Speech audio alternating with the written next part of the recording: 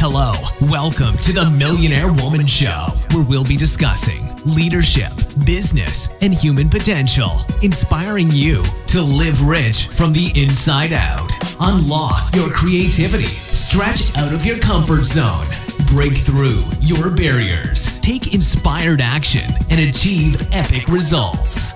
Now, here's your host, two-time best-selling author, speaker, and certified executive coach, Deborah Kosowski.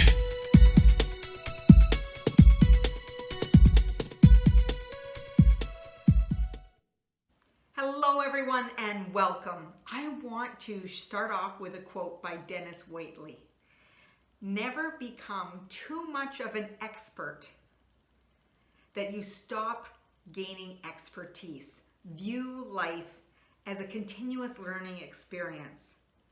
So I want you to think about that. So many people think that then they have gone to high school, get that graduation tassel, move it to the other side, that they have arrived. They no longer have to continuously learn, grow, and improve. And I'm here to tell you that that's total mistake. I still remember, I think my journey started when I was in grade 6. I was super excited. The Scholastic book order form came and I ordered the A+ guide to getting good grades. I know, I'm a nerd and I love it. I've always been one seeking that improvement, learning how to do things better. And even if it was the A+ guide, it worked in my favor. So today I want to talk to you about committing yourself to continuous learning and growth and why this is such a hot topic. So I'm in La Jolla, California right now, taking a course with Bo Eason, talking about the power of personal storytelling and really sharing what it takes to have a good story, but to really capture people's attention, to keep them engaged in a very distracted world. And he was spending a lot of time talking about that. So I wanted to talk to you about continuous learning. And what are your thoughts on that? When I speak about thinking about continuous learning, I really want to empower you to think about what that means for you. Many years ago, when my daughter was in grade 9, I remember her struggling, wanting to figure out the topic of benchmarking in math. And she was getting frustrated. And I turned around and I said, Krista, did you look on YouTube? And she's like, why would I do that? Well, it's one of your available resources. Mom, I don't need to look on YouTube.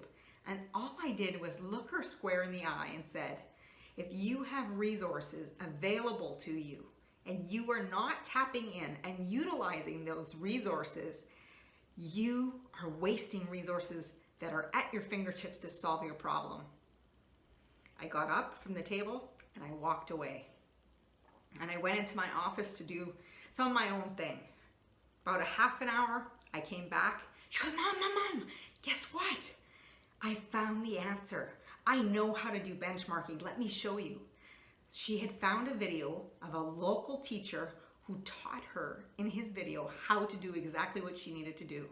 She was so excited. Not only did she learn benchmarking for herself, she went to school the next day, taught her friends how to do it, then showed her teacher, who the teacher then put it on the school website, and pow, we created a ripple effect of students learning how to do the benchmarking. All they needed was a different method, a different teacher to show how to do something in a different way. There's many routes to getting to the same location that you want to do. What happens often is that we'll get to one route and we quit. So know that there's more than one path to get to what you want. Sometimes it might be the different teacher, might be a different book that you need to read that resonates with you. There's going to be a point that sticks out that speaks only to you. And then you're going to be like, yeah, I got it. I understand it. But if you stop at one method, you might not discover the richness and the answers that you needed to do. So I want you to start today by committing to continuous learning. whether it be through podcasts, whether it be through books that you read, whether it be through conferences. But here's the thing, It's great to gain all this knowledge and pull it all together.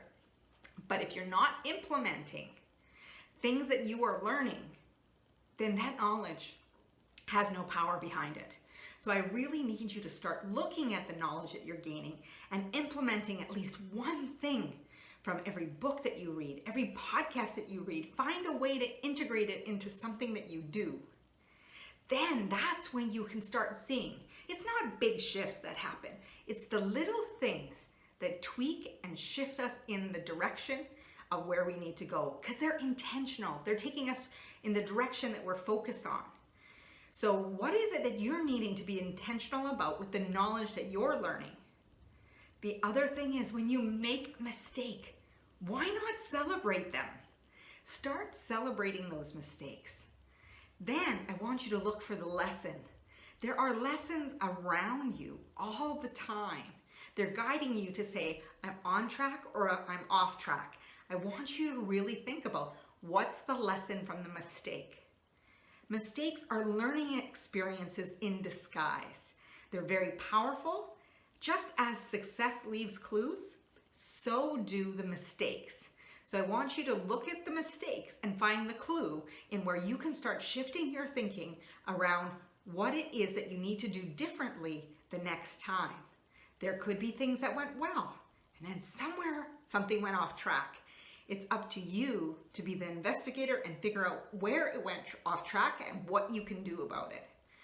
So that's another way. So not only the books, the podcasts, conferences, that knowledge gained, but we have those lessons from mistakes, those learning experiences. There's no true failure. It's just one way that didn't work. Thomas Edison had 999 ways things didn't work. And then, or a few more than that, at that 9,000, it was the 10,000th time that he figured it out. You will figure it out. Don't give up on yourself so early when these things go off track. You've just found one way that something doesn't work. So that continuous learning is always seeking to improve yourself. And one of my greatest pieces of advice for you, and you can take it or leave it, is I find that if you move out of your comfort area, which might be in your hometown, if you have an opportunity, not everybody can afford the opportunity, I get that. So you can use YouTube. There's so many lessons like I am sharing with you right now. But if you have an opportunity to go to a conference or an event in a different location than where you normally are and meet new people that aren't in your circles and get to know them, get to know what drives them, get to know people, get to know locations, get to learn the content out of your comfort zone, you will continuously grow. It might be uncomfortable, but remember, when you're in discomfort, that means you're growing, you're progressing. You are stepping into the skin that you are meant to be in. It's time for you to seize it and be that person. Discomfort is not a bad thing. Discomfort also helps us maintain safety because it gives us that intuition that something's off base and we really need to look into it. So it's not a bad thing.